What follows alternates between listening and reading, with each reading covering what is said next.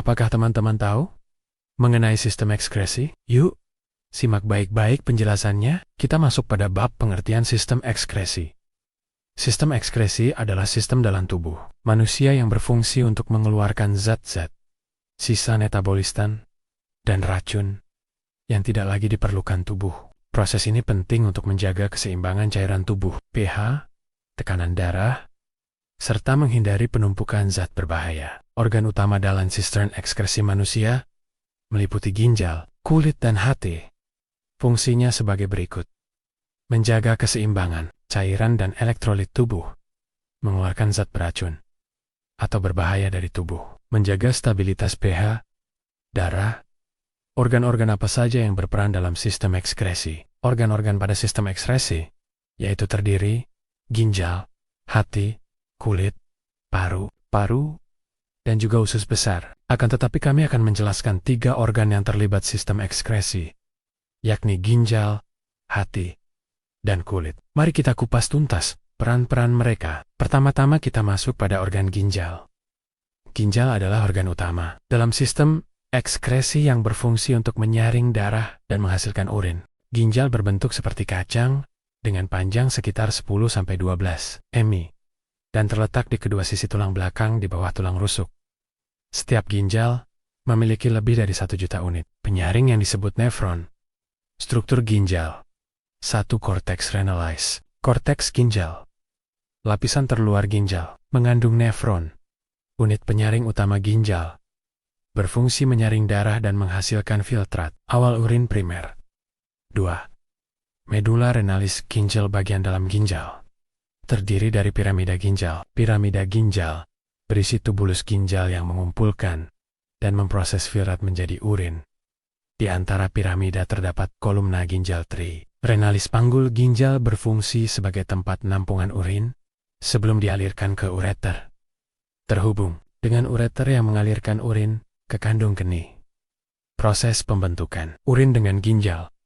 Filtrasi: darah yang mengandung zat sisa dan cairan disaring di glomerulus ginjal. Cairan yang disaring disebut filtrat glomerulus atau urin primer. Reabsorpsi: zat-zat yang masih dibutuhkan tubuh seperti air dan ion natrium diserap kembali ke dalatin darah di sepanjang tubulus ginjal. Sekresi: zat-zat yang tidak diperlukan atau berlebihan seperti ion kalium, hidrogen, dan amonia ditambahkan ke dalam filtrat. Ekskresi: urin yang dihasilkan dari proses ini akhirnya dikumpulkan di pelvis ginjal dan dialirkan ke kandung kemih melalui ureter. Selun dikeluarkan dari tubuh fungsi ginjal. Menyaring darah untuk membuang sisa metabolisme seperti urea, asam urat, dan kreatinin. B. Mengatur keseimbangan cairan dan elektrolit natrium, kalium, klorida. C. Mengatur tekanan darah dengan horsean renin. D. Menghasilkan hormon eritropoietin untuk pembentukan sel darah merah. E. Mengatur kadar pH darah melalui ekskresi ion hidrogen dan bikarbonat. Jadi teman-teman bisa membayangkan peran ginjal yang sangat bermanfaat untuk kita ya. Lalu kita akan masuk ke dalam organ ekskresi kedua. Hati. Hati adalah organ vital yang terletak di bagian kanan atas rongga perut. Selain berperan dalam metabolisme, hati juga terlibat dalam proses ekskresi dengan memproduksi empedu dan mengolah zat-zat sisa beracun dalam tubuh. Struktur hati. 1. Lobus hati. Hati terdiri dari 4 lobus. Lobus kanan, lobus terbesar, berperan utama dalam fungsi metabolisme. Lobus kiri berukuran lebih kecil dan mendukung fungsi keseluruhan hati. Lobus causatus dan quadratus, lobus kecil yang terletak di bagian bawah hati, dekat vena cava inferior, dan kantong empedu lobulus hati. Unit fungsional terkecil hati, berbentuk heksagonal, tempat proses metabolisme dan filtrasi terjadi, tersusun atas hepatosit sel hati yang mengolah nutrisi dan detoksifikasi. Dikelilingi oleh sinusoid hati, kapiler darah yang memungkinkan pertukaran zat. Memiliki vena sentral di tengahnya untuk mengalirkan darah. Hasil penyaringan titik triad, portal, terdapat di setiap sudut lobulus hati. Terdiri dari arteri hepatika, membawa darah kaya oksigen ke hati vena porta hepatis, membawa darah kaya nutrisi dari usus. Saluran empedu mengalirkan empedu yang dihasilkan hati titik 4 titik pembuluh darah hati vena porta hepatis, membawa darah dari saluran pencernaan ke hati untuk disaring arteri hepatika, memasok oksigen ke jaringan hati, vena hepatika, mengalirkan darah bersih dari hati ke vena cava, inferior 5, conoliculi, empedu. Saluran kecil yang membawa empedu yang diproduksi oleh hepatosit menuju saluran empedu utama, lalu ke kantong empedu, atau duodenum proses detoksi. Metabolism, amonia. Apakah kalian pernah mendengar itu? Amonia adalah zat beracun, hasil pemecahan protein yang diubah hati menjadi urea, yang kemudian dibuang oleh ginjal melalui urin. Penghancuran racun. Hati memecah berbagai zat racun seperti alkohol dan senyawa kimia dari obat-obatan. Zat ini diubah menjadi bentuk yang bisa dikeluarkan dari tubuh dengan aman. Fungsi hati.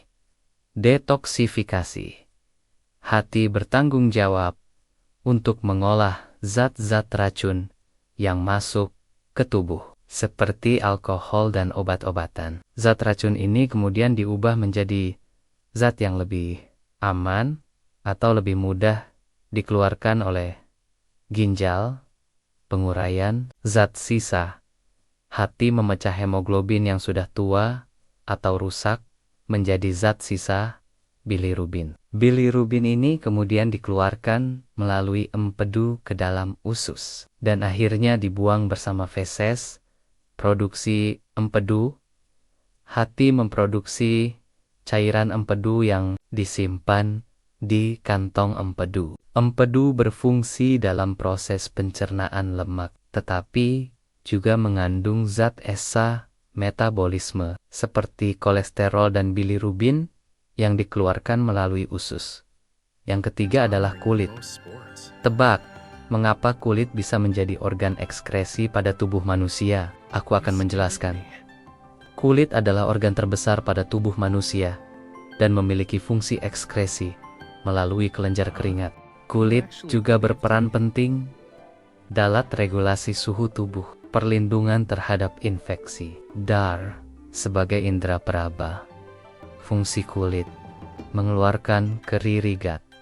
Kulit memiliki kelenjar. Keringat yang berfungsi mengeluarkan keringat yang terdiri dari air, garam, dan sedikit urea. Keringat dikeluarkan melalui pori-pori kulit.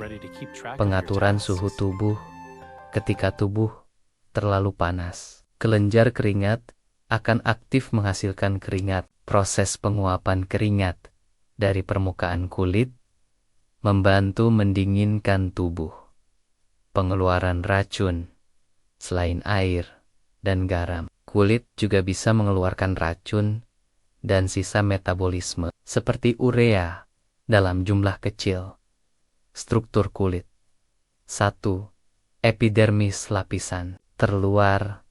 Kulit yang berfungsi sebagai pelindung tubuh dari lingkungan luar. Terdiri dari keratinosit yang menghasilkan keratin protein pelindung, mengandung melanosit, penghasil melanin untuk warna kulit, dan perlindungan dari sinar UV. Tidak memiliki pembuluh darah, sehingga mendapatkan nutrisi dari dermis.2. Dermis lapisan tengah kulit yang lebih tebal, mengandung kelenjar keringat, berfungsi untuk ekskresi, mengeluarkan keringat yang mengandung air, garam, dan urea, dan membantu pengaturan suhu tubuh, folikel rambut, struktur tempat rambut tumbuh, pembuluh darah, memberikan nutrisi ke kulit, dan membantu pengaturan suhu, sarabut kolager, dan elastin, memberikan kekuatan dan elastisitas kulit. Kelenjar minyak sebaceus menghasilkan sebuta untuk menjaga Chilatribabaning ku lil.3 Hypodermis, jaringan subkutan, lapisan terdalam kulit yang mengandung jaringan lemak, berfungsi sebagai penyimpan energi, pelindung organ dalam, dan pengatur suhu tubuh, pembuluh darah besar, dan saraf. mendukung fungsi kulit secara keseluruhan. Kelenjar pada kulit kelenjar keringat dibedakan dua macam, yaitu kelenjar ekrin, terletak di seluruh tubuh dan menghasilkan keringat yang sebagian besar terdiri dari air dan garam, berperan dalam pengaturan suhu tubuh. Kelenjar apokrin terdapat di area tertentu seperti ketiak dan area kelamin. Kelenjar ini menghasilkan keringat yang lebih kental dan berbau khas setelah terkena bakteri di kulit. Wah, bagaimana penjelasan tadi? Aku harap teman-teman bisa tahu, menambah pengetahuan mengenai sistem ekskresi. Mengapa kita perlu merawat organ ekskresi? Bagaimana jika kita tidak menjaga organ ekskresi kita dengan baik? Sekarang, kita masuk pada bab gangguan dan penyakit pada sistem ekskresi 1. Glikosuria. Glukasuria adalah ekskresi glukosa ke dalam urin sehingga menyebabkan dehidrasi karena banyak air yang akan terekskresi ke dalam urin. 2. Albuminuria adalah penyakit yang terjadi akibat ginjal tidak dapat melakukan proses penyaringan, khususnya penyaringan protein. 3. Batu ginjal adalah penyakit karena adanya pengendapan pada rongga ginjal atau kandung kemih. 4. Diabetes mellitus, kencing manis, dibedakan menjadi dua jenis, yaitu diabetes mellitus tipe 1 dimulai pada saat usia, ditandai oleh kurangnya sekresi insulin akibat sel pankreas tidak mati produksi atau sangat sedikit memproduksi insulin, sehingga diperlukan insulin aksogen, insulin produk farmasi yang disuntikan untuk bertahan hidup. Diabetes mellitus tipe 2 dimulai pada saat usia dewasa. Sekresi insulin mungkin normal atau bahkan meningkat, tetapi terjadi penurunan kepekaan sel sasaran insulin seperti sel atat, rangka dan sel hati. 5. Sirosis hati. Serosis adalah berubahnya sel-sel hati menjadi jaringan ikat fibrosa sehingga kehilangan fungsinya. Hal ini disebabkan oleh minuman keras serta hepatitis B dan hepatitis C. 6. Eksemdermatitis adalah radang kulit yang hebat. Terasa gatal, kulit dapat melepuh atau bergelembung kecil vesikal yang akhirnya pecah mengeluarkan cairan, disebabkan oleh faktor keturunan, stres, dan emosi, atau kontak dengan senyawa alergenik, misalnya logam zat pewarna, kosmetik parfum, dan sabun. 7. Jerawat adalah kulit yang meradang, pori-pori tersumbat, terkadang menimbulkan kantung nanah. Jerawat terjadi akibat infeksi bakteri, perubahan hormonal, atau kotoran. Sudahkah teman-teman sadar penting sekali untuk mencegah penyakit tersebut? Jika seandainya kita terkena penyakit tersebut, bagaimana cara mengobatinya? Oke, kita masuk bab teknologi dan pengobatan sistem ekskresi. Hemodialisis, cuci darah, darah. Dialisis pemisahan zat-zat terlarut adalah proses pembersihan darah dari zat-zat sisa metabolisme. Melalui proses penyaringan di luar ubuh, hemodialisis dilakukan untuk menolong penderita gagal ginjal. Hemodialisis menggunakan ginjal buatan berupa mesin dialiser yang berisi membran selektif, permeabel, dan cairan dialisat. Dialisat berisi komponen seperti larutan garam dan glukosa yang dibutuhkan tubuh. Pada mesin juga terdapat alat pencatat serta pengontrol aliran darah, suhu, dan tekanan. Obat anti pembekuan darah heparin diberikan pada pasien untuk mencegah pembekuan darah selama proses pencucian darah transplantasi. Ginjal adalah terapi penggantian ginjal pasien dengan ginjal lain yang berasal dari orang yang hidup atau yang sudah meninggal. Transplantasi ginjal menjadi terapi pilihan untuk sebagian besar pasien yang menderita gagal ginjal dan penyakit ginjal stadium akhir, dengan tujuan untuk meningkatkan kualitas hidup pasien. SWL, extracorporeal shockwave lithotripsy, adalah penghancuran batu, saluran kemih, dengan menggunakan gelombang kejut shockwave yang ditransmisikan dari luar tubuh. Terapi ini menggunakan gelombang ultrasonik yang akan memecah batu saluran kemih menjadi lebih kecil, sehingga dapat keluar dengan sendirinya bersama urine skin grafting.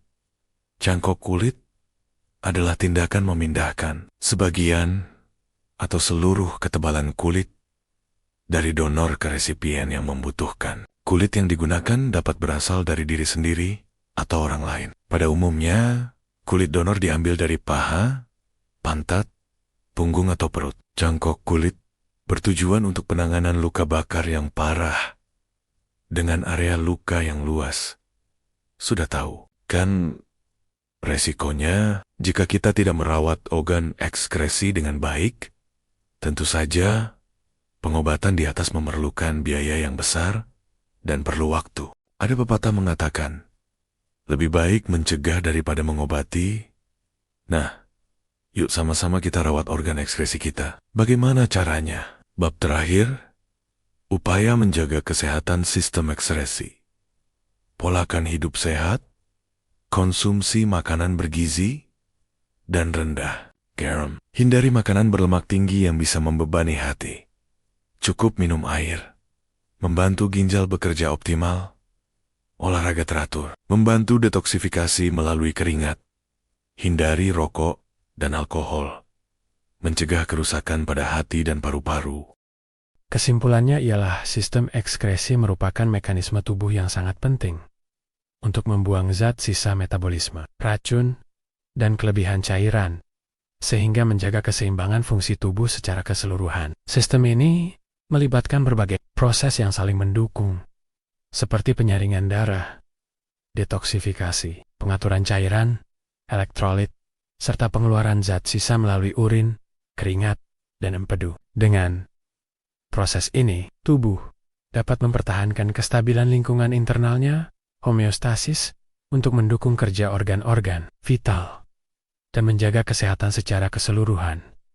Jika sistem ekskresi terganggu, tubuh akan mengalami akumulasi zat beracun yang dapat merusak jaringan dan mengganggu fungsi organ. Ketidakseimbangan cairan dan elektrolit dapat menyebabkan komplikasi serius seperti edema, dehidrasi, atau gangguan irama jantung. Gangguan proses detoksifikasi dapat memengaruhi metabolisme tubuh, menyebabkan keracunan darah, penyakit kuning, atau gangguan pencernaan lemak. Selain itu, gangguan pada pengaturan suhu tubuh melalui kulit dapat menyebabkan risiko overheating yang berbahaya.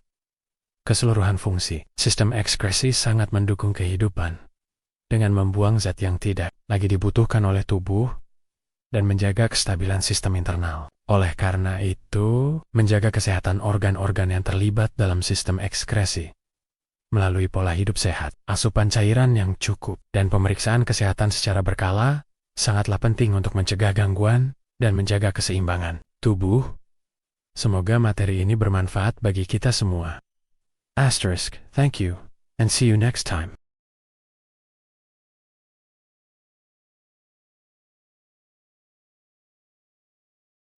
Sekian dari video kami, mohon maaf jika ada salah kata. Wassalamualaikum warahmatullahi wabarakatuh.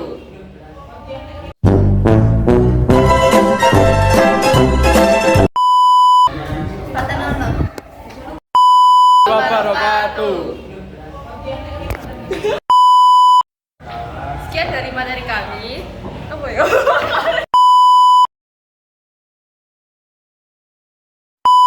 Menyimak video mengenai sistem ekskresi videonya. Aku